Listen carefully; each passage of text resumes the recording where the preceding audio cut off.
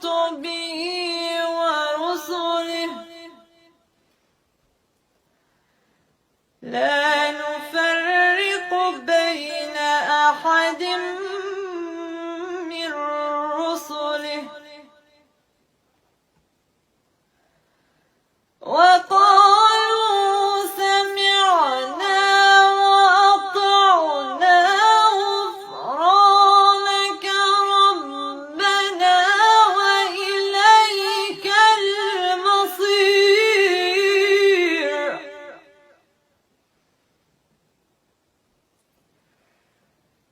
لا يكلف الله نفسا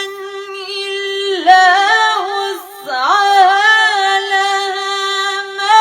كسبت وعليها ما اكتسبت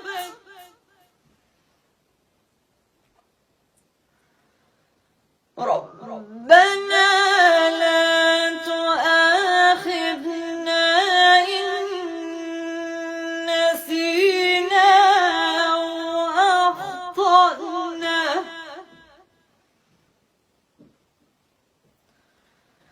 ربنا ولا تحمل علينا إصرا